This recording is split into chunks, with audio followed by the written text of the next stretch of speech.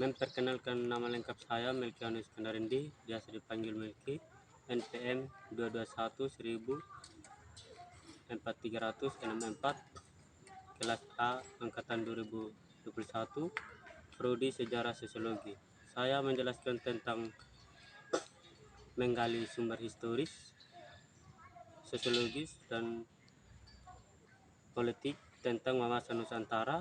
1. Latar belakang historis wawasan Nusantara. Lahirnya konsepsi wawasan Nusantara bermula perdana Menteri IRH Juanda Kartawijaya yang pada tanggal 13 Desember 1957 mengeluarkan deklarasi yang selanjutnya dikenal sebagai Deklarasi Juanda. Nah, isi pokok deklarasi ini adalah bahwa lebar laut teritorial Indonesia 12 mil yang dihitung dari garis yang menghubungkan pulau terluar Indonesia dengan garis teritorial yang baru ini. Wilayah Indonesia menjadi satu kesatuan wilayah laut di antara pulau, bukan lagi sebagai pemisah, karena tidak lagi laut bebas, tetapi sebagai penghubung pulau. 2. Latar belakang sosiologis wawasan Nusantara. Berdasarkan sejarah wawasan Nusantara bermula dari wawasan kewilayahan. Ingat Deklarasi Juanda 1957 sebagai perubahan atas Ordonansi 1939 berintikan mewujudkan wilayah Indonesia sebagai satu kesatuan wilayah, tidak lagi terpisah-pisah sebagai konsepsi kewilayahan bangsa Indonesia.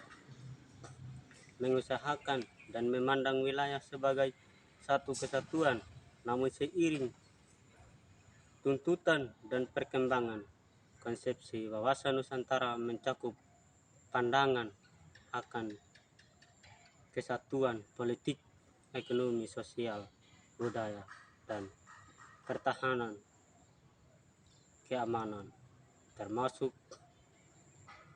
wawasan Nusantara adalah cara pandang dan sikap bangsa Indonesia mengenai diri dan lingkungannya dengan mengutamakan kesatuan dan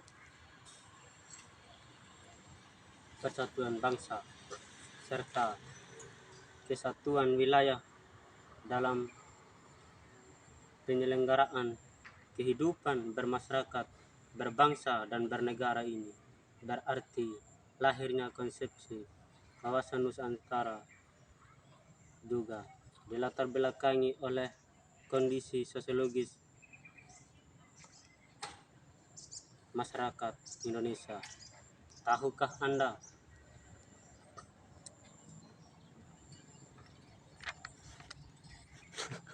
bahwa bangsa Indonesia itu bagian dan terpecah-pecah sebelum merdeka, bahkan antar bangsa Indonesia sendiri mudah bertikai diadu domba oleh Belanda melalui politik divide et impera. Latar belakang ketiga, politik wawasan Nusantara dari latar belakang sejarah dan kondisi sosiologi Indonesia sebagaimana telah dinyatakan di atas. Anda dapat memahami betapa perlunya wawasan Nusantara bagi bangsa Indonesia. Selanjutnya, secara politis ada kepentingan nasional bagaimana agar wilayah yang utuh dan bangsa yang tersatu ini dapat dikembangkan, dilestarikan, dan dipertahankan secara terus-menerus. Kepentingan nasional itu merupakan turunan lanjut dari cita-cita nasional, tujuan nasional maupun visi nasional, cita-cita nasional bangsa Indonesia sebagaimana tentang dalam pembukaan UUD 1945 lain dua adalah untuk mewujudkan negara Indonesia yang merdeka, bersatu, berdaulat, adil dan makmur. Sedangkan tujuan nasional Indonesia sebagaimana tentang dalam pembukaan Undang-Undang Dasar 1945 lain 4, salah satunya adalah melindungi segenap bangsa Indonesia dan seluruh tumpah darah Indonesia. Sekian dan terima kasih.